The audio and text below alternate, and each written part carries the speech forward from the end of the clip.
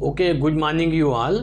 Myself Dr. Brajen Vishwakarma. I am practicing homeopathy since last 10 years in Vital Touch Homeopathic Clinic, Hamidia road, Bhopal. आज हम एक case देखेंगे cervical स्पांडोलोसिस का, उसका testimonial देखेंगे एंड ये देखेंगे कि होम्योपैथी से कितना बढ़िया और कितना जल्दी उसे ठीक किया जा सकता है। जनरली लोग अनजाने में पेन किलर लेते रहते हैं और प्रॉब्लम इतनी एडवांस हो जाती है कि लास्ट में सर्जरी की नौबत आ जाती है। तो मैं आपको इस केस के माध्यम से बताऊंगा कि हम होम्योपैथी से कितना ब्यूटीफुल तरीके से सर्वाइकल स्पांडोलोसिस को ठीक कर सकते हैं, क्योर कर सकते हैं। सर्वाइकल स्पांडोलोसिस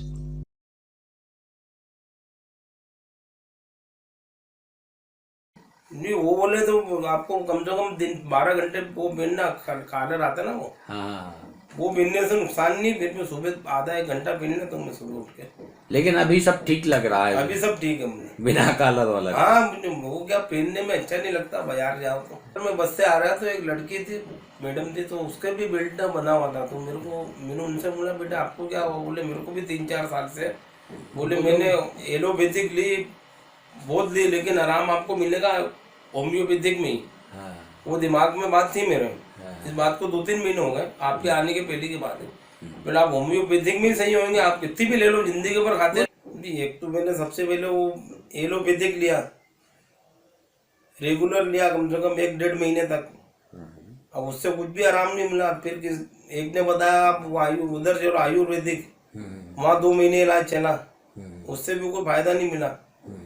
फिर किसी ने बताया, बोला यार तुम तो होम्योपैथिक पे जाओ, आपको वही आराम मिलने का, जड़ से आपको खत्म करना ये चीज दर्द, उससे ही होगा। तो आप जिंदगी भर दवा खाते रहोगे तो आपको ठीक नहीं हो पाओगे।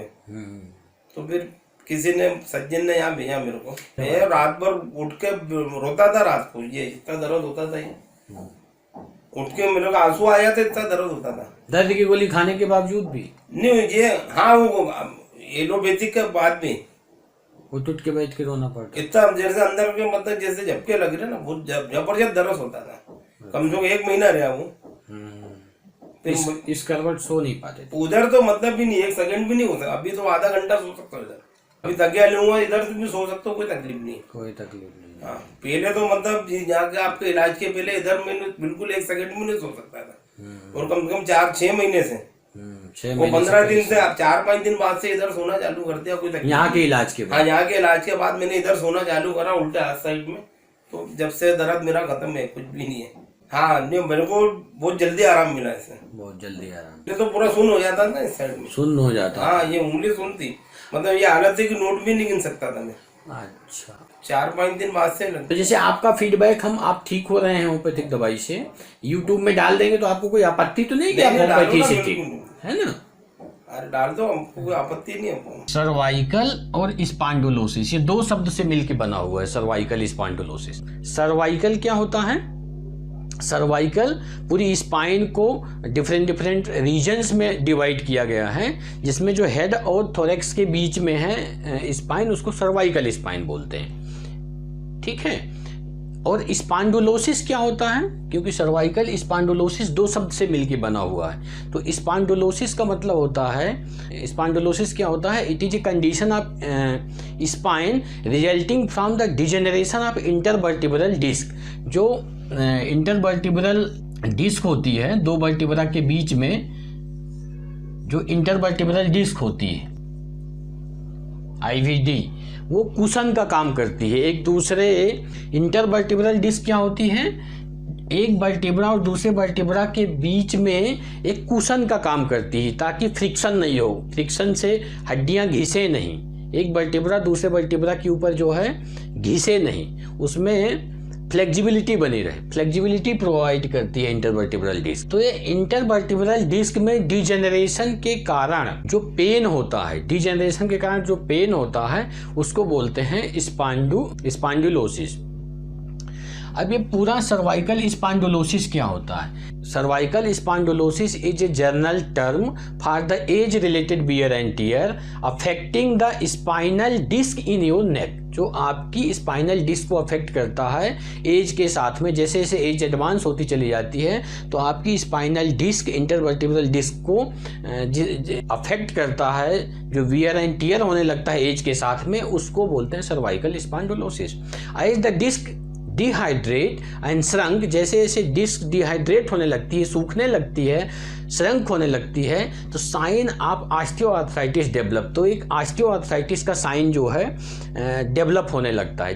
तो इसीलिए सर्वाइकल स्पॉन्डिलोसिस को ऑस्टियोआर्थराइटिस ऑफ नेक भी बोलते हैं। दूसरे नाम से क्या बोलते हैं? Osteoarthritis of neck. इसमें क्या सिम्टम्स आ सकते हैं? सर्वाइकल स्पॉन्डिलोसिस में जनरली किस तरह के सिम्टम्स आते हैं? अब इसमें सर्वाइकल स्पॉन्डिलोसिस में क्या क्या सिम्टम्स आ सकते हैं जनरली? तो इसमें यदि देखें अपन तो रेडिकुलर सिम्टम्स किस तरह से आएंगे कि due to the compression of one और more nerve root, acute disc protrusion के कारण सडन सीवियर नेक पेन होगा विथ स्टिफनेस के साथ में with burning and tingling sensation. Nerve root compression होने के बाद, जैसा आप इमेज में देख पा रहे हैं, नर्व का कंप्रेशन होगा, नर्व रूट का कंप्रेशन होगा तो सीवियर नेक पेन होगा with burning and tingling sensation.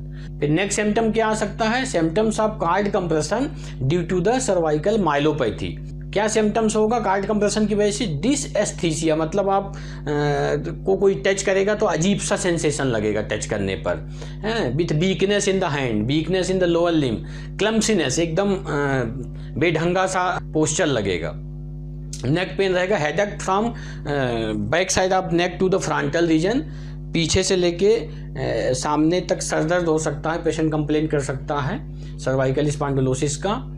Vertebro basilar ischaemia, और क्या हो सकता है? Vertebro basilar ischaemia. इसमें क्या होता है कि ऑस्टियोफाइट्स एंड बोनी स्पर होने की वजह से जो वर्टिब्रो बेसिलर आर्टरी होती है वो कंप्रेस होने लगती है, उसके कंप्रेशन की वजह से जो इस्चीमिया होगा तो गिडीनेस, चक्कर वगैरह आना, ये इस तरह के सिम्टम्स भी देखे गए हैं। क्या कारण हो सकता है सर्वाइकल स्पॉन्डिलोसिस के? काजेज क्या हो सकते हैं? पहला, डिहाइड्रेटेड डिस्क जो होती है इंटरवर्टिब्रल डिस्क, जो एक वर्टिब्रा को दूसरे वर्टिब्रा के फ्रिक्शन से जो है तो रोकती हैं, एक कुशन का काम करती हैं, तो उसमें क्या होता है? डिहाइड्रेशन होने लगता है, उनका जो वाटर कंटेंट है वो कम होने लगता है, तो डिहाइड्रेशन की वजह से डिस्क श्रंक होने लगता है। दूसरा कारण क्या हो सकता है? डिस्क का हर्निएशन हो जाए। डिस्क के हर्निएशन के कारण sometimes herniated disc can cause the compression over the spinal cord and nerve root, जिसके कारण जो है तो स्टिफनेस एंड पेन बना रह सकता है। बोन स्पर्स क्या होते हैं? Degenerated disc often results in the spine. क्या होता है बोन स्पर्स? जो डिस्क का डिजेनरेशन होता है often results in the spine to produce extra amount of bone. के डिजेनरेशन के कारण जो स्पाइनल वर्टिब्रा है start producing extra amount of bone. Each bone spur some time pinch the spinal cord and nerve root, जिसकी वजह से pain हो सकता है। स्टिफ लिगामेंट, यदि लिगामेंट स्टिफ हो जाए जो वर्टिब्रा को होल्ड करके रखे हैं। लिगामेंट्स क्या होते हैं? Ligaments are the cord of tissue that holds or connects bone to bone, जो कि हड्डी को हड्डी से जोड़ के रखते हैं, है ना, एक वर्टिब्रा को दूसरे वर्टिब्रा से जोड़ के रखते हैं। यदि लिगामेंट स्टिफ हो जाएं तो उस स्टिफनेस के कारण आपको नेक में पेन एंड स्टिफनेस बना रह सकता है। रिस्क फैक्टर क्या है?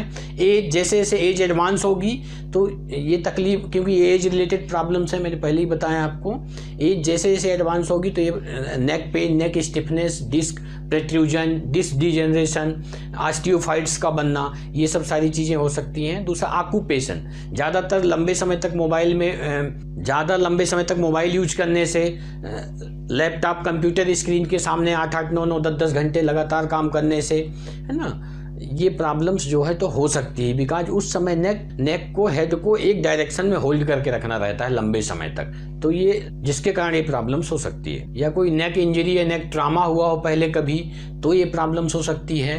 यदि ये फैमिली में चला आ रहा है तो आपको होने के चांसेस बढ़ जाते हैं। एंड एक चीज़ और देखा गया, इसका स्मोकिंग के साथ में बहुत एसोसिएशन है। यदि स्मोकिंग आप करते हैं तो आपकी डिस्क, या आप स्मोकिंग करते हैं तो स्मोकिंग के साथ इसका स्ट्रांग एसोसिएशन देखा गया है। यदि आप स्मोकिंग करते हैं, बीड़ी पीते हैं, सिगरेट पीते हैं, तो आपके डिस्क के खराब होने के चांसेस बढ़ जाते हैं। इन्वेस्टिगेशन क्या कर सकते हैं? इन्वेस्टिगेशन में एक्सरे एंड MRI। एक्सरे में बेसिकली आप क्या देखेंगे कि जो rejection of 1 or more disc spaces, जो डिस्क के बीच में स्पेस होना चाहिए, जैसा आप इमेज में देख पा रहे हैं कि rejection of 1 or more disc spaces, disc के बीच में स्पेस जो है वो कम हो जाएगा। Change in the normal curvature of spine, जो स्पाइन का जो कर्वेचर है वो चेंज हो जाएगा। एक्सरे में ये चीज़ें दिख सकती हैं। फॉर्मेशन ऑफ ऑस्टियोफाइट्स आपको दिख सकते हैं। MRI में क्या होता है? MRI show the exact site of the mechanical compression. MRI थोड़ा सा और बड़ी जांच होती है जिसमें आप एग्जैक्ट कि ये नर्व रूट जो निकला है ये कहाँ पर कंप्रेशन हो रहा है, exact site of the mechanical compression का एग्जैक्ट साइट आप MRI में देख सकते हैं।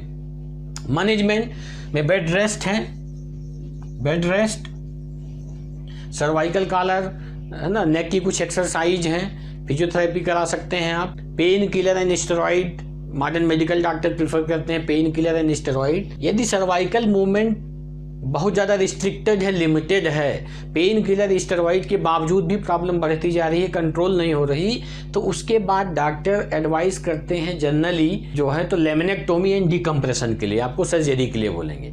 लेकिन यदि इसको होम्योपैथी से अपन अप्रोच करें तो आपने जैसा अभी टेस्टिमोनियल देखा है कि होम्योपैथी में हम किसी भी व्यक्ति को उसके एक्सपीरियंशियल लेवल में जाके देखते हैं कि वो बीमारी को किस नज़रिए से देखता है, उसका पास्ट कैसा था, प्रेजेंट कैसा है, फ्यूचर के बारे में क्या देखता है।